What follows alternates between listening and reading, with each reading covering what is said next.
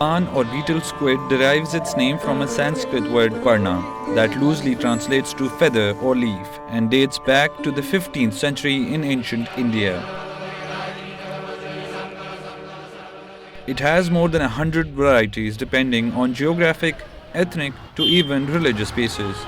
Although the purpose of its creation remains disputed, beetle squid is a traditional sweet eaten at weddings, festive occasions, or after a sumptuous meal as a mouth freshener in India, Pakistan, Bangladesh, Nepal, and the Far East.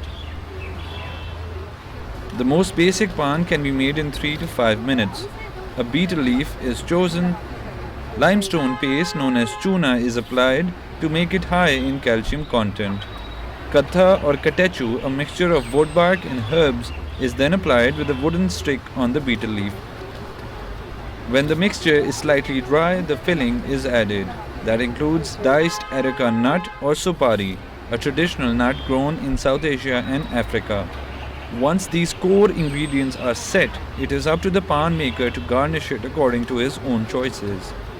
This may include fennel seed, various dyes and sweeteners, crushed coconut and various homemade substances that add to the flavor of the final product. However, with the inclusion of dangerous carcinogenic substances including tobacco, the evolution of paan is now causing a threat to personal and private hygiene. Not only the betel nut and betel leaf is carcinogen, we don't know the consequence of the ingredients we use with the betel nut and betel leaf at the same time.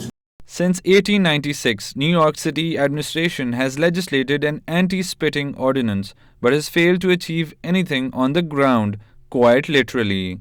But not everyone agrees. Recent research Indian doctor, betel is good for health. It is prevention of bone cancer and other cancers. So does a street vendor in Jackson Heights know more than medical practitioners? We conducted a little paan survey of our own. I don't like paan. I don't like paan. I don't like paan. I like paan because sometimes I want to eat paan. Mixed with a lot of flowers and like flavors and some kind of Pakistani, some delicious, some food like it tastes so nice.